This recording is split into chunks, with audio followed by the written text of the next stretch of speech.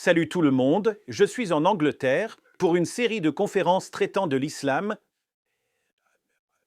et j'ai rencontré mon ami Jean ici, qui est un ex-musulman.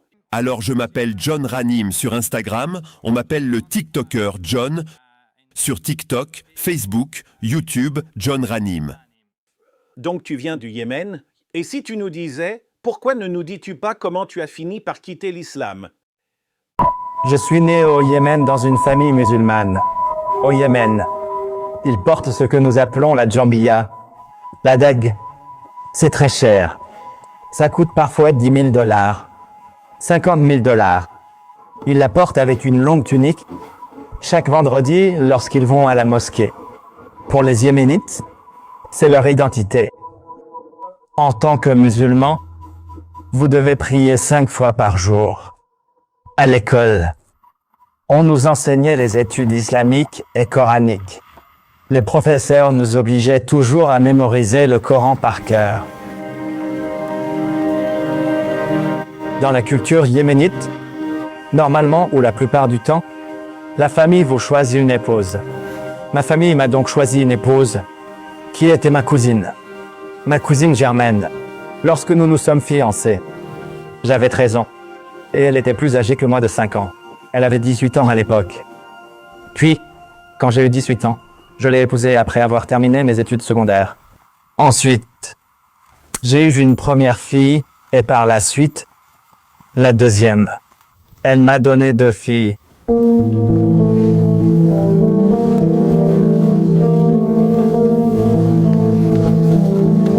En 2014, quand j'étudiais à l'université, j'ai commencé à douter de l'islam bien que je priais tous les jours, 5 fois par jour. Je sentais que c'était une pression sur moi, comme venant de la culture traditionnelle islamique. Alors j'ai commencé à me poser ces grandes questions. Du genre, est-ce que cela vient de Dieu? Allah, où es-tu? Je ne te ressens pas spirituellement. Et mon père a fait la surprise à ma mère de l'emmener à la Mecque. J'étais très enthousiaste parce que je me suis dit que j'allais trouver des réponses à mes questions, à mes doutes. Et vous devez tourner autour de la pierre noire, qu'ils appellent la maison d'Allah, la maison de Dieu. Mais là-bas, quand j'ai commencé à tourner autour de la pierre noire, je n'ai rien ressenti de spirituel en moi. Je n'ai ressenti aucune connexion avec Allah. J'ai donc eu cette prise de conscience et cette question profonde en moi. Cela ne vient pas du Créateur. S'il y a un créateur, cela ne vient pas de lui. C'est fait par des êtres humains. C'est de ce monde, fait par l'être humain. J'ai donc décidé de ne plus être musulman. Mais c'était un secret dans mon cœur parce que je ne pouvais pas le partager. Je ne pouvais pas leur dire. Et je ne suis plus musulman, je suis un ex-musulman. Parce qu'il y a la peine de mort pour ça. J'ai donc décidé de ne le dire à personne. Ce furent les 3 années les plus difficiles de ma vie. À prétendre devant ma famille, mes amis, la communauté, les Yéménites, que j'étais un musulman alors que je ne l'étais pas. Parce que si vous leur dites que vous n'êtes pas musulman, il y a la peine de mort. Ils peuvent vous traduire en justice. Quelqu'un de la communauté peut vous tuer. J'ai donc décidé de commencer une nouvelle vie dans un autre pays. C'était une décision très difficile. Mais quand on n'a rien à perdre, on fonce. On se dit, soit c'est l'espoir, soit c'est la mort. Et j'ai décidé d'aller en Iran. Et depuis l'Iran, je me suis enfui en Turquie. Et de la Turquie, par un petit bateau, jusqu'en Grèce. J'ai fini par arriver en Grèce.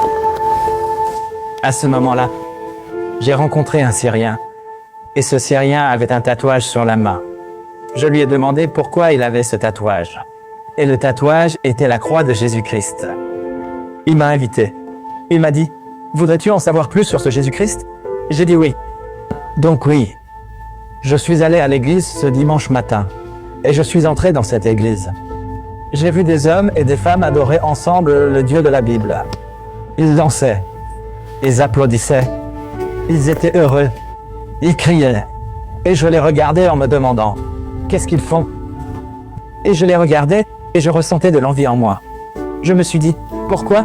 Il doit y avoir une sorte de pouvoir secret dans cet endroit. Et j'écoutais le pasteur et il a commencé à parler de Jésus-Christ. Je n'ai pas accepté Jésus-Christ à ce moment-là. Mais à la fin du service, le pasteur est venu vers moi et m'a dit « J'ai une Bible en arabe. Je veux te la donner. Le Nouveau Testament. » J'ai commencé à lire Matthieu, chapitre 1, 2 et 3. J'avais si soif, si faim de lire toute la Bible. Voici le Nouveau Testament, et voici les deux. L'Ancien Testament et le Nouveau Testament. Et toutes mes questions sur la prière, sur le jeûne, sur toute mon identité. Surtout, j'ai trouvé les réponses dans la Bible. Alors je me suis dit, c'est le Dieu que je recherche. C'est le Dieu que je veux suivre. C'est le Dieu à qui je veux donner ma vie. Et quelque chose a commencé à changer dans mon cœur. C'était le plus bel enseignement que j'ai entendu de ma vie. Et après 1 an, j'ai décidé de me faire baptiser.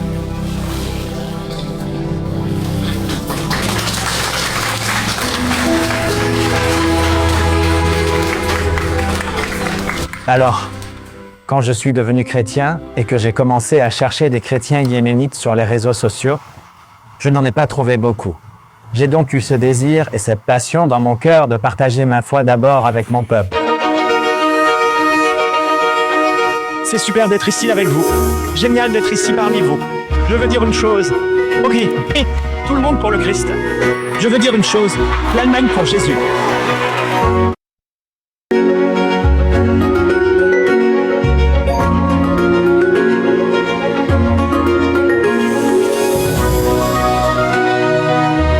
J'ai donc commencé à partager ma foi sur les réseaux sociaux. J'ai partagé mon baptême, mon témoignage en arabe, et c'est devenu viral. Et là, quand ma famille a vu mes vidéos, elle a été choquée. Ma communauté, des youtubeurs yéménites, ont commencé à faire des vidéos contre moi. Et l'imam de la mosquée où j'ai grandi, dans mon village, a prononcé une fatwa déclarant que mon mariage était rompu. Ils m'ont enlevé mes filles. Et ma mère était effondrée. Je me souviens d'un appel téléphonique avec ma mère, et elle essayait de me dissuader. Mon fils, je n'arrive pas à croire que ce soit toi. Non. Disons que si ma famille me soutenait dans ma conversion au christianisme, s'ils me supportaient, ils seraient tués au Yémen. Il serait facile de les tuer et on pourrait facilement les atteindre. S'ils me soutenaient, ils seraient en grand danger. C'était très difficile, et j'avais la Bible. Et j'ai toujours présent à l'esprit ce verset, comme Jésus l'a dit, « À quoi sert-il à un homme de gagner le monde entier s'il perd son âme ?» Donc, je connais mon identité. Je sais qui je suis. Je sais qui je suis. J'appartiens au roi des cieux. Et je sais que, même si je meurs à ce moment-là, aujourd'hui ou demain, je sais où je vais. Ils tueront le corps. Mais j'ai la vie éternelle avec mon Seigneur, avec mon Messie. Oui, je vois l'avenir par les yeux de Dieu, par ceux de Jésus, car je sais qu'il connaît et tient tout l'avenir.